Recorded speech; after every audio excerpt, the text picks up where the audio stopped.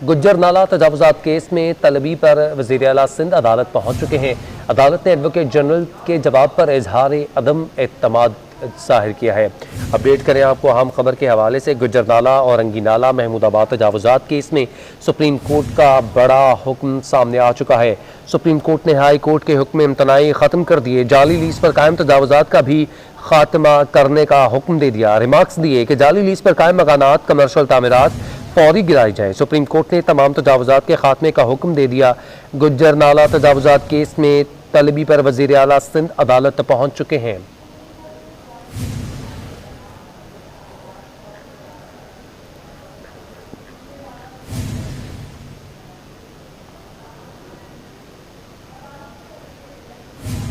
Chief justice की आमद के मौका पर सुप्रीम कोर्ट के बाहर औरंगी टाउन गुज्जरनाला के मुतासरीन का मुजाहरा जारी है। मुतासरीन की जानिब से नारे भी लगाए जा रहे हैं। तफसीलात जानते हैं वकास खान से।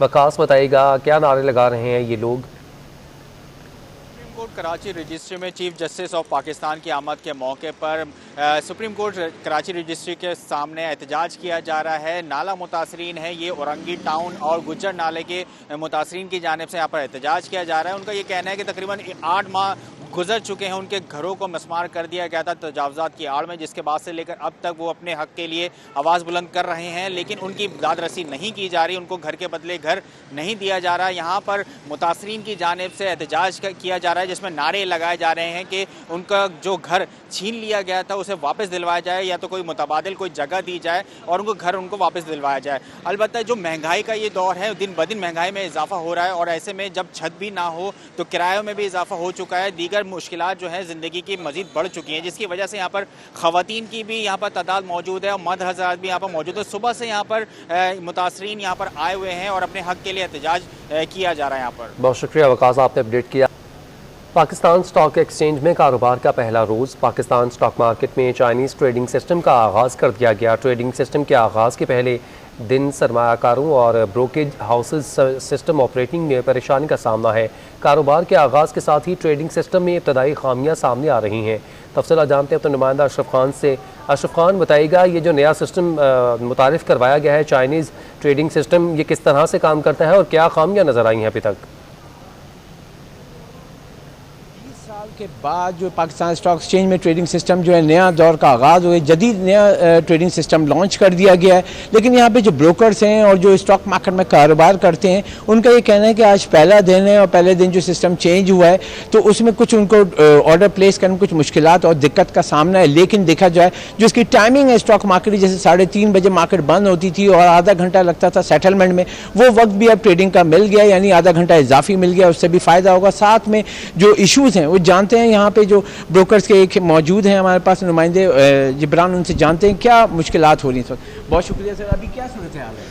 अभी देखिए, आज जो पहला दिन है नए ट्रेडिंग सिस्टम का जो चाइनीज़ ब्रांड का है, और तकरीबन इसका जो आज पहला दिन है और तकरीबन 46 करोड़ की लागत से ये तकरीबन ये नया इंट्रोड्यूस हुआ था। तो अभी टेक्निकल कुछ इश्यूज़ आ रहे हैं, लेकिन ये कि कोई भी नई चीज़ आती है तो जाहिर सी बात है थोड़ा 2-4 दिन लगते हैं इसको एडजस्ट होने में, तो वक्त के साथ साथ ये एडजस्ट हो जाएगी। और ये कहते हैं कि ये एक्सपेक्टेड है कि मतलब जो लास्ट जो फास्टेस्ट है और ये ईजीएस्ट है और बिज़नेस फ्रेंडली और यूज़र फ्रेंडली है। और इसमें जो क्लियरिंग का एक जो मेन बेनिफिट जो हुआ है, जो क्लियरिंग जो आधे घंटा और मोर देन हाफ आवर लगता था, उसकी जो सेटलमेंट है वो विद इन अ मिनट्स ये सेटलमेंट हो जाएगी। अच्छा जिब्रान भाई, अगर हम यहाँ पे देखें जो पहले 20 साल पहले एक ओपन ऑक्ट्राई होता था, यानी कि शॉर्ट करके एक दूसरे लाओ माल दो माल ये होता था, अब जो चेंज हुआ ऑनलाइन प्लेटफॉर्म और खामोशी से काम होता था, अब एक और नया जदीद, तो क्या दौर रहा है? देखिए, पहले जब अगर हम अर्ली स्टेज की बात करें तो 1980s से तकरीबन ओल्ड ट्रेडिंग सिस्टम चल रहा था, जिसमें मैनुअल ट्रेडिंग होती थी और फिजिकल सेटलमेंट होती थी। साथ साथ वक्त की ज़रूरत के साथ साथ ये तकरीबन 95 और 96 में ये जो कंप्यूटराइज आया था, जिससे जो कारोबार था वो तकरीबन थोड़ा सा इन्हेंस भी हुआ।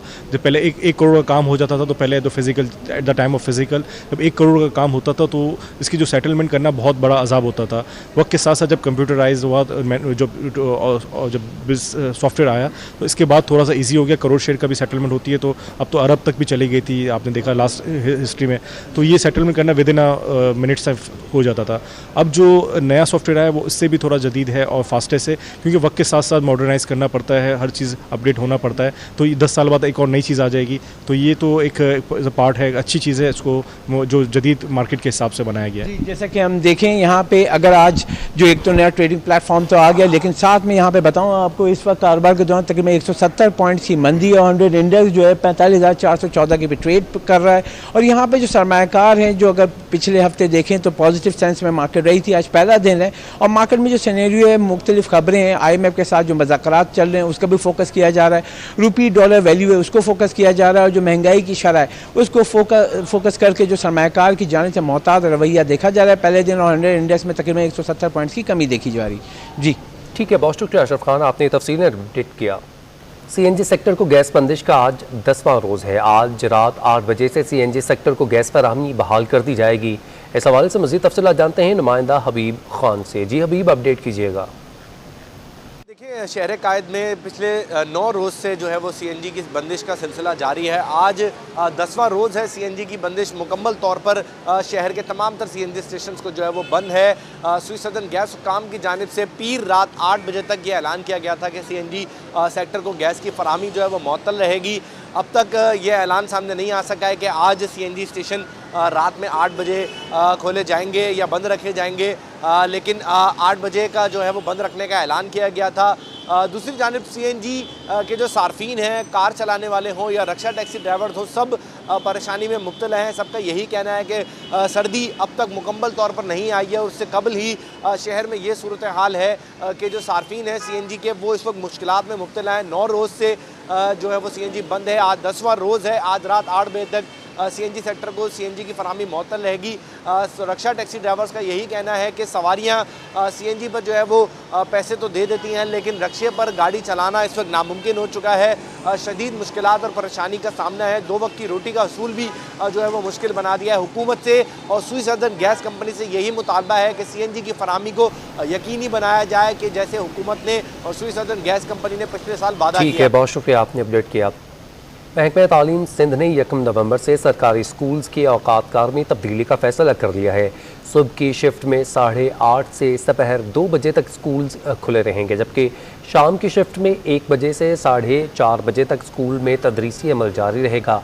महकमा तालीम की तफसीलात के मुताबिक सिर्फ जुमे के रोज़ 8:30 से 12:30 बजे तक स्कूल खुलेंगे। सरकारी स्कूल्स के नए औकात पर 1 नवंबर 2021 से 31 मार्च 2022 तक अमल किया जाएगा। औकात कार में तब्दीली का मकसद कोरोना वायरस के बायस होने वाली तालीमी नुकसानात का अजाला करना है।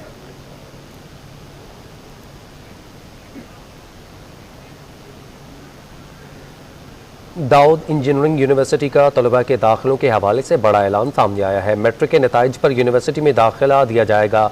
तलबा को जामिया का एंट्री टेस्ट पास करना लाजमी होगा। अपडेट करें आपको, दाऊद इंजीनियरिंग यूनिवर्सिटी का तलबा के दाखिलों के हवाले से एक बड़ा ऐलान सामने आया है।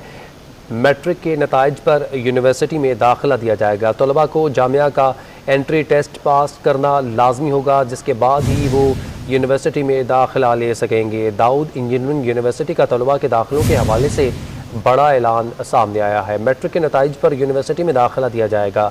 तलबा को जामिया का एंट्री टेस्ट पास करना लाजिम होगा। सुप्रीम कोर्ट ने नस्ला टावर को 1 हफ्ते के अंदर गिराने का हुक्म दे दिया है। कमिश्नर कराची मलबा उठाने का काम शुरू करें। सुप्रीम कोर्ट ने क्या अहकाम जारी किए हैं, इस हवाले से आपको अपडेट कर रहे हैं कि सुप्रीम कोर्ट ने नस्ला टावर को 1 हफ्ते के अंदर गिराने का हुक्म सादर कर दिया है। कमिश्नर कराची मलबा उठाने का काम शुरू कर दें। सुप्रीम कोर्ट ने ये अहकाम जारी कर दिए हैं। अपडेट करें आपको हम खबर के हवाले से, सुप्रीम कोर्ट ने नस्ला टावर के रिहायशियों को 15 दिन का वक्त दिया था और 15 दिन का वक्त कल 25 तारीख को ख़त्म हो जाएगा और 25 तारीख से ये ऑपरेशन शुरू किया जाएगा। कमिश्नर कराची मलबा उठाने का काम शुरू करें, क्योंकि अब नस्ला टावर को गिराने का हुक्म सादर किया जा चुका है सुप्रीम कोर्ट की जानिब से।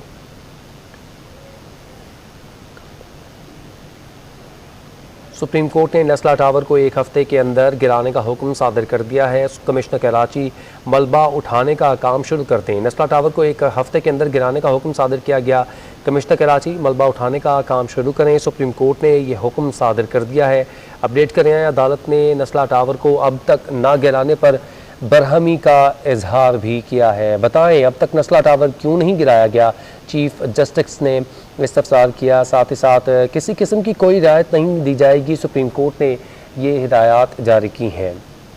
एक हफ्ते के अंदर नस्ला टावर को गिराने का हुक्म दे दिया गया है। कमिश्नर कराची मलबा उठाने का काम शुरू कर दें। सुप्रीम कोर्ट ने क्या अहकाम जारी किए हैं, सवाल से आपको अपडेट कर रहे हैं। नस्ला टावर गिराने का बड़ा और अहम फैसला सामने आ चुका है। नस्ला टावर को एक हफ्ते के अंदर गिराने का हुक्म दिया गया है। बिजली के कनेक्शंस और दीगर जो यूटिलिटी कनेक्शंस हैं उनको काटा जा रहा है। कमिश्नर कराची मलबा उठाने का काम शुरू कर दें। अदालत नस्ला टावर को अब तक ना गिराने पर बरहम नजर आई। नस्ला टावर गिराने का केस है, बड़ा फैसला आ चुका है। चीफ जस्टिस ने इस्तफसार किया कि बताएं, अब तक नस्ला टावर क्यों नहीं गिराया गया? किसी किस्म की कोई रियायत ना बरती जाए, सुप्रीम कोर्ट ने ये हुक्म में कहा है। एक हफ्ते के दौरान नस्ला टावर की इमारत को गिराया जाए और तमाम तर जो इमारत है, तमाम तर जो बिल्डिंग है, इसको ज़मीन बोझ कर दिया जाए। कमिश्नर कराची मलबा उठाने की जो है वो तैयारी शुरू रखें। नस्ला टावर गिराने का बड़ा केस है, बड़ा फैसला सामने आ चुका है।